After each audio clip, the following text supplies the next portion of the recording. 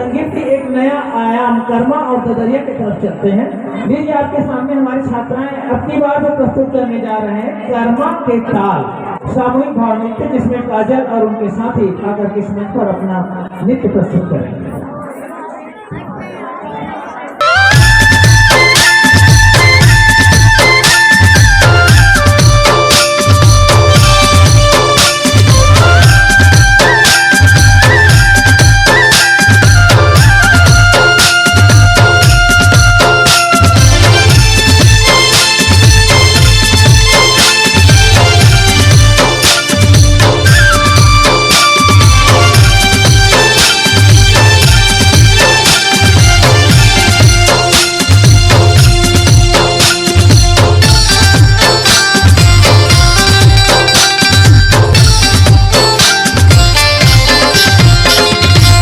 कर्मा के ताल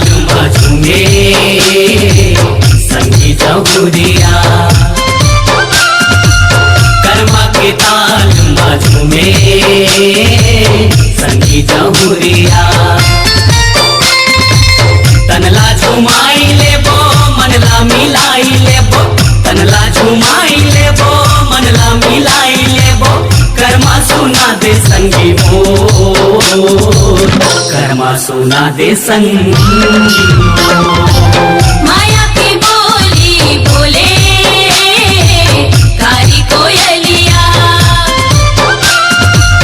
माया की बोली बोले कारी कोयलिया। आसंगी गाई लेबो घुंघरू छनकाई लेबो, आसंगी गाई लेबो घुंघरू छनकाई लेबो। मादर बजा दे संगी मोर, मादर बजा दे संगी मोर। कर्मा के ताल झूमे संगी जहुरिया, माया की बोली बोले कारी कोयलिया।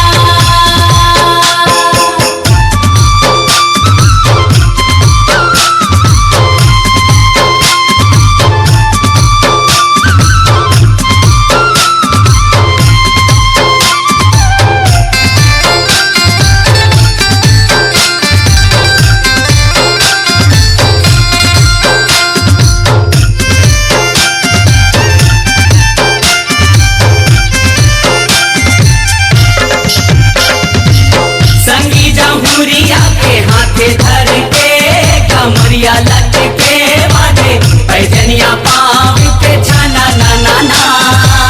मोड़ के पेनिया रे हाले डोले जमानस गोले, मादर बजा दे राजा गाना गा तुना।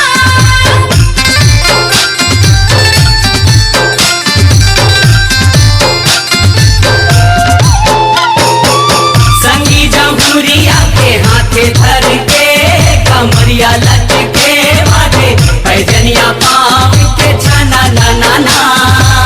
मोड़ के पेनिया रे हाले डोले जमानस गोले, मादर बजा दे राजा गाना गा तुना, मादर बजा दे राजा दादा गा तुना।